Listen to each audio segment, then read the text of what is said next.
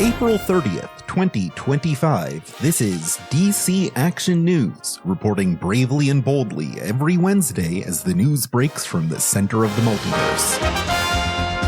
I'm Alex Jaffe. Our top story this week? There is no top story. The many recent crises we've previously covered on here throughout the multiverse continue as last reported, but with very few exceptions, there are no new developments.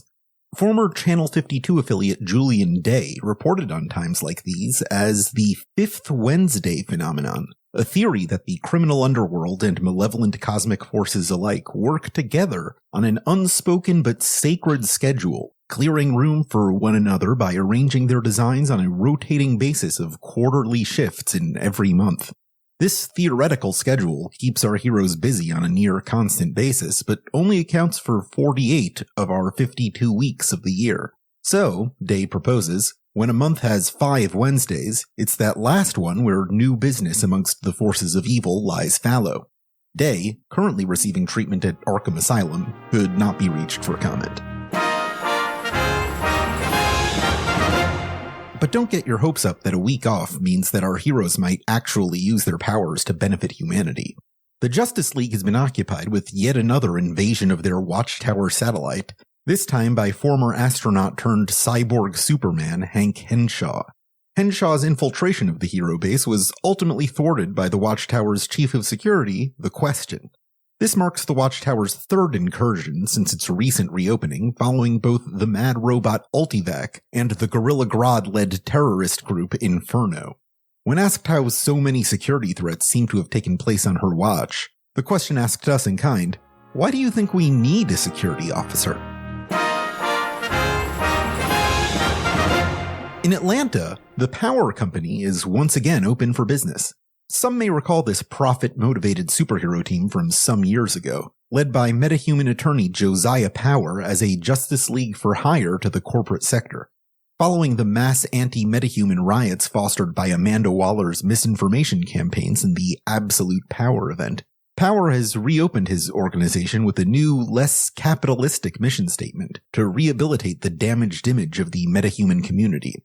Power's former partners and junior staff of Skyrocket, Manhunter, Witchfire, Sapphire, Striker Z, and Bork will not be part of this new team, as Power unveiled his new roster of Black Lightning, Vixen, the Batman of New York City, and Gotham City's day shift vigilante, The Signal.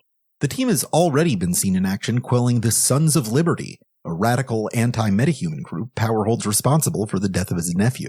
We'll see if this new incarnation of this team has any more staying power than the last. There's a new greatest detective in Gotham City.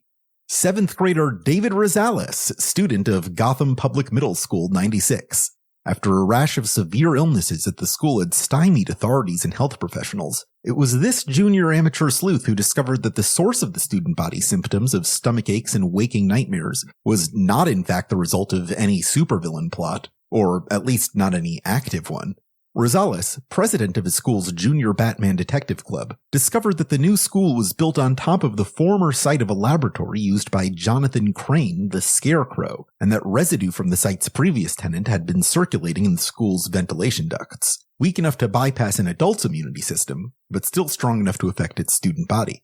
As the school temporarily closes for decontamination, Rosales has received 1 week of detention for trespassing in restricted areas and extra credit in all of his classes. And what was Batman doing during all of this? Solving the murder of a billionaire. This week, Batman was on the case finding the murderer of Briar Technologies co-founder Cody Morse, despite Morse leaving a clear message for the Dark Knight in his own blood, reading, in all capital letters, "Batman, do not solve my murder." Which brings us to this week's special report. With a greater frequency of supervillain threats and life-endangering crises than any other city in the world, it takes a special sort of character to live in Gotham City. Famously home to arguably the most corrupt police force in the world, much of the city, and even the police themselves, have placed their faith in a network of vigilante justice captained by the Batman. With the GCPD's blatant history of violence, corruption, and apathy, Few cities in America have a stronger general ACAB philosophy amongst its citizenry than Gotham. But in his own way of enforcing the law, does Batman serve as a remedy to the police, or does he merely further their corrupt agenda? We put our cub reporter Esper Quinn on the streets of Gotham to find the answer to this question. Does ACAB include Batman? Name's Ed McCluskey. I do overnight dispatch at the docks. What's your question, pal? Is Batman a cab? I don't think he's giving out cab rides. What are you talking about? Is Batman, do you think Batman's a cop? If Batman was a cop, the joke had been dead 10 years ago, pal. You can print that in your newspaper. We're actually like a podcast. Oh, podcast like the Dr. Psycho show. Hey, Baba Boo. My name is Maria, and I work for an insurance company. Does ACAB include Batman? Yes. And here's why. So, Batman's a guy that's beating up other guys with no oversight, no due process. We have no idea who he is, no way to hold him accountable. I mean, I get that he's trying to clean up the city, and that's great, but we got regulations, and they exist for a reason. When the cops f*** up, we know who they are, and we can hold them accountable. But what happens if Batman f***s up? We don't know who he is. We can't go knock on his door and serve him papers saying, you beat up two guys you shouldn't have beat up. What's the recourse for that? How do we know that he's acting in our best interest? Yeah, he'll take down the Joker, every now and again, but beating up petty criminals, that doesn't seem correct. Besides, the way to address crime in Gotham is to alleviate poverty, improve social services, improve access to health care, food, childcare, improve the infrastructure.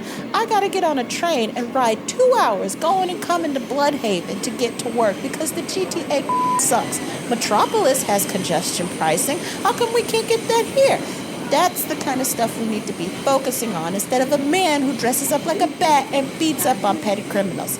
All cops are bastards, Batman included. Hey there, I'm Jonathan Enigma, no relation. I'm a janitor at Gotham Aquarium. I mean, all keeps a bastard, right? You ever have to clean up after him? God. Tyler Haggard, bingo host. Does ACAB include Batman? That's a good question. Let me put it this way. You ever see Batman rough up a kid for riding his bike in the street? You ever see Batman trample an elderly man at a protest or harass folks for selling loose cigarettes in their own neighborhood? Ever see Batman with a gun? No. Dude doesn't even kill, unlike some other folks who wear a costume. Look, I'm not saying the man's perfect, but he ain't no cop. He's put more than a few cops in jail. He ain't exactly one of the boys. The cops serve capital, the cops protect the rich, and the cops can't stand anyone who protects and serves the masses. From what I can tell, Batman's here to protect the people of Gotham, period, end, stop. I'm just glad he's got some rich friend to give him all his gear, because I think he'd be screwed without it. Willie, crane operator, and yeah, Batman ain't no cop, but he's a snitch. Hello, my name is Leland Thompson, and I am a security guard at Arkham Asylum. Does ACAB include Batman? I would say no, because Batman is a superhero and not a cab driver. The Batmobile, that might be a cab, although I did once ask Batman to take me home after the Joker broke out and killed 13 of my fellow guards, and he just kind of looked at me very sternly, so yeah, I would not say Batman is a cab. Alicia Yo, owner and head chef at the Red Eye Cafe here in Gotham City. No, Batman's not a cop. He is, however, a bastard, and you can quote me on that one. Batgirl is cool, though. Daryl Metzger, I work at an office. This is for the news? What news? DC Action News. Are we not going to talk about the eye? The giant eye, the big eye in the sun. The giant unblinking eye staring down at us at all times from the sun. I'm just tired of all the culture war bullshit.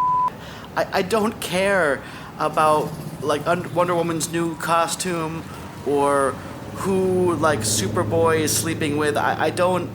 It's not. Someone's trying to steal the moon. At last I checked, someone's trying to steal the moon. Can we talk about that? Is that going to be on your newscast? I'm more focused on big picture stuff right now. Did you get what you need? Bradley Smith, librarian. Does ACAB include Batman? Batman's a myth, dude. Can't be a bastard if you're not real. Jason Blood, a demonologist. A colleague of mine has a thing for rhymes. And a song from home has come to mind. It ends, I lost my way and don't know where to roam. But you can't trust a special like an old-time copper when you can't find your way home. Now, Gotham PD has had its share of bad eggs, but it's not like they're demons. Trust me, I would know. In fact, they're the closest thing this city has to knights in shining armor. And even if they were all bad, Batman would not be one of them. He has helped me and my partner out of more scrapes than I'd care to mention. So, I reject the question. No. Thank you. No. Thank you. Goodbye. Thank you. My name is Maddie. I work at Gotham First National Bank. Whenever I say ACAB, I'm not talking about Batman. He's certainly helped more people I know than the GCPD. Granted, sometimes the sky turns weird colors and there's like 7 Batmans running around. Some of them are real jerks. But generally, I think he's absolved. So just go? Oh, yeah. Oh, okay, yeah. Hi, my name is Nick Kelly, and I am Gotham. Like the thing from the paper. What? Yeah. Sorry. My name's Nick Kelly, and I'm a driver for Competitron. Does ACAB include Batman? I'm going to say no, because when Batman busted my cousin Seamus for dealing, he was actually dealing and only got like a tweaked shoulder. When GCPD busted Seamus for dealing, it was before he'd started and he almost got shot. So, no, not really. Name's Marvin Wintergreen, sanitation compliance at Cord Industries. You know, it's like they say, it's got wings like a duck, magnetic handcuffs like a duck, doesn't care about due process like a duck, inappropriate access to military tech like a duck, fenestrations on the roof of Gotham PD like a duck. It's probably duck. Yeah, my name is Bobby Barron. I do various odds and ends around Gotham. Let's not get too into it. Does ACAB include Batman? Yeah, it includes Batman. Look, I don't think there's any other explanation for how he always knows where me and my boys are driving a perfectly legal truck filled with who knows what, alright? I'm not told what's in the vats, and if Mr. J is carrying around acid from location to location, why is that my business, right? But no, here comes Batman, right? Ruining my day, ruining my paycheck, and it's all under eminent domain, are you kidding me? Anyway, that's not even the half of it. Let me tell you this. ACAB, all cops are Batman, right? It's the only way it makes sense. They got the freaking light on the freaking roof of the GCPD, and Gordon's up there talking to the dude. The guy's his freaking boss. Hi, my name is Pristina. You can find me at all of my socials at Boss Lady Pristina. Is Batman a cop? I don't know who that is, but I personally think that our police force is one of the bravest and brightest and smartest of our... We gotta get out of here. Everybody get in the car now. Now, if that ninja Batgirl finds me, she's gonna rip my spine out. And that's all the news on our Prime Earth. We'll be back next week. For DC Action News, I'm Alex Jaffe, and your day has now been saved. For more on these developing stories, read The Question All Along the Watchtower #6, The Power Company Recharged, and Detective Comics 2025 Annual. DC Action News was created by Alex Jaffe and is produced by Alex Jaffe and Esper Quinn. Special thanks this week to Jadzia Axelrod, Brett Bachman, Tamara Brooks, Neil Burnand, Will Battle, Ben Chrobak, Brian Gleine, Tyler Haggard, Evan McDevitt, Ash Parrish, Will Rohr, Dylan Roth, Esper Quinn, Ripley Quinn, and Cole Wardell. DC Action News is a listener-supported broadcast. Keep us running every week with your help at patreon.com/DC Action News. The views and opinions expressed in this podcast do not necessarily reflect those of DC or Warner Brothers Discovery, nor should they be read as confirmation or denial of future DC plans. Never stop reading comics.